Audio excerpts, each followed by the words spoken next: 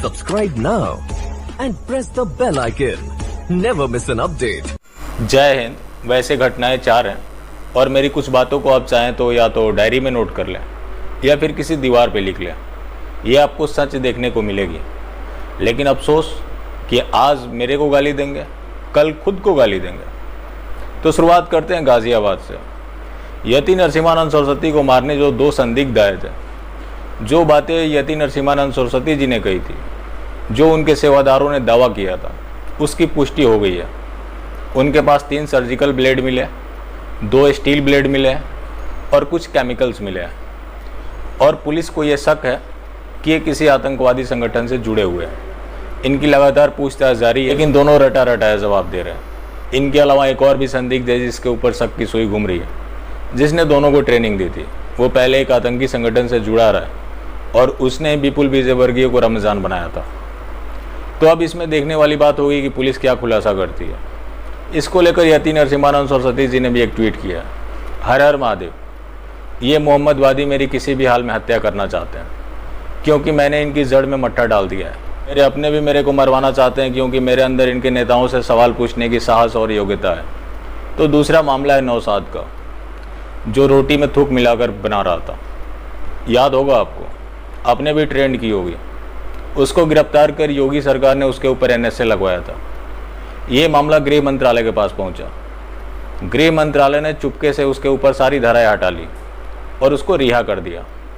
अब यही मेरे सवाल हो जाते हैं कि भारतीय जनता पार्टी हिंदुओं को गुमराह क्यों करती है, चाहे वो 370 हो या फिर CAA हो या फिर राम मंदिर हो। हर मामले में हिंदुओं को गुमराह क्यों करती है? करना जब उसने जिहाद परस्ती ही है तो उसको खुलेआम करना चाहिए। लेकिन ये कैसे कब तक चलता रहेगा कि हिंदुओं की राजनीति करेंगे और मजबूत करेंगे जिहाद को। तीसरा मामला बिहार से जुड़ा हुआ है। इस बार BPSC का रिजल्ट आया जिसमें 1454 सिलेक्शन हुआ है। उसमें 100 शांति दूत सिलेक्ट हुए हैं। अचानक से ऐसा क्या हुआ कि 100 शांति दूत सिलेक्ट होने लगे? यही हाल UPSC का भी है। जब से नरेंद्र मोदी सत्ता में आए, इस तरह के बदलाव आए। आखिर ये बदलाव क्यों आए? सुदर्शन न्यूज़ चैनल ने मुद्दा उठाया था UPSC जिहाद का, जिसको केंद्र सरकार ने दबा दिया। आखिर ये क्यों दबाना चाहते हैं? आज जो लोग सवाल पूछते हैं कि मोदी का विकल्प क्या है, मोदी अपना विकल्प खुद देकर जाएंगे। जब मोदी सत्ता से उतरेंगे आपके सामने इस्लामिक राष्ट्र होगा। और ये सब जो किया जा रहा है, मेरे को शक होता है कि ये उनको काबिल बनाया जा रहा है कि वो आने वाले समय में इस देश को संभाल सके। तभी किसी भी डिपार्टमेंट में आप चले जाएं, इस तरह से इनका खेल जारी है। आप केजरीवाल को टारगेट करेंगे कि वो मस्जिद के इमामों को सैलरी देते हैं। ये काम तो बिहार में भी होता है। उसके ऊपर क्यों नहीं आप सवाल खड़े करते? इसी सरकार ने शुरू किया है। किसी एक ने भी विरोध किया? नहीं किया। उनको वोट भी उधर से नहीं मिलने वाला है। लेकिन ये पहली बार ऐसा मैं देख रहा हूँ। पहले ऐसा होता था, नेताओं को चुनाव जीतने हारने का डर बना होता था। आज लोगों के अंदर ये डर है कि मेरा नेता चुनाव जीतेगा या नहीं जीतेगा, मेरी पार्टी सत्ता में आएगी या नहीं आएगी। इतना डर आखिर क्यों? तो चौथा मामला कर्नाटका से। वहाँ हिंदू संगठनों ने तत्परता दिखाई। वहाँ पे BJP का प्लान फेल हुआ। वहाँ ये 3000 रुपये सैलरी दे रहे थे इमामों को। वहाँ कोविड की आड़ में येदियुरप्पा सरकार ने यह फैसला किया था कि जो मस्जिद के इमाम हैं उनको 3000 रुपये सैलरी दिया जाएगा, जिसके तहत 41 मस्जिद और इमामों को दिया जाना था।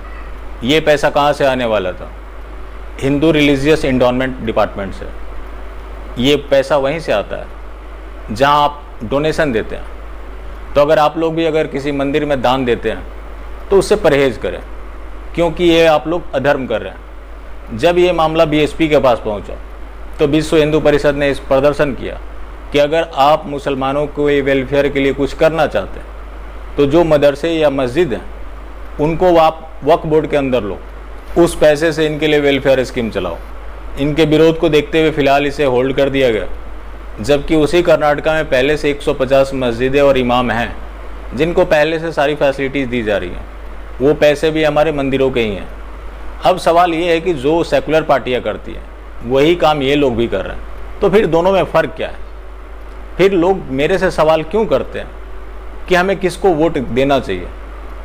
जब सारी पार्टियां एक जैसी ही करेंगी तो फिर उनको तय करने दो ना, कौन सत्ता में आएगा, कौन सत्ता में जाएगा।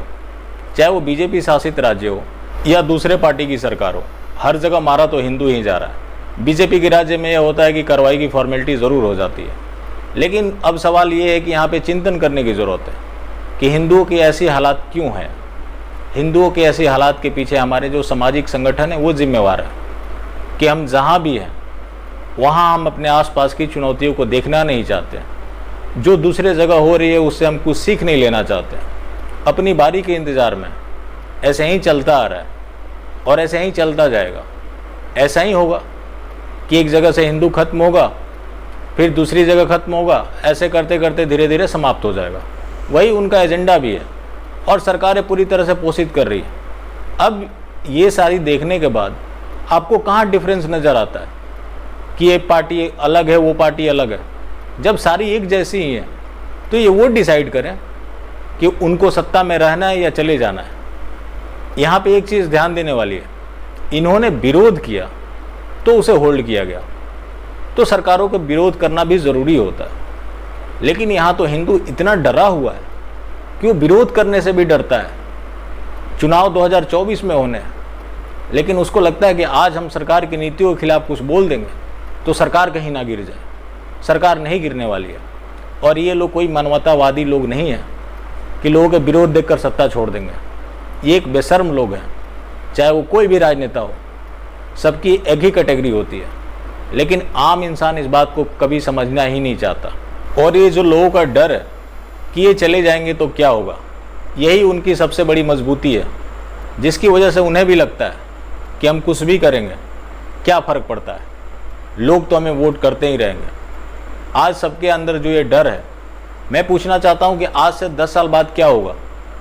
ये सच है कि जिहाद को कांग्रेस ने जन्म दिया, पहले वो फर्स्ट स्टेज में था, मोदी सरकार ने उसे दूसरे से तीसरे के बीच में रख रखा है। आने वाले समय में वो चौथे स्टेज में चला जाएगा। उस समय कोई भी आएगा कैसे संभाल लेगा? जब आज इतने हैं तो संभाल में नहीं आ रहे, उस समय कहाँ ये संभाल में आ जाएंगे? आज सिस्टम में जब आपके लोग भरे हुए हैं तो हिंदुओं की ये दुर्दशा है, कल वो सिस्टम में पूरी तरह से भर जाएंगे जैसा ये मोदी सरकार प्लान चला रही है। फिर आपके क्या स्थिति होने वाले? इस चीज़ को हिंदू क्यों नहीं समझना चाहता? अगर नहीं समझना चाहता है तो अच्छा है कि वो गुलामी स्वीकार कर ले, यही एक सच्चाई है। बाकी फिर मिलते हैं। जय हिंद।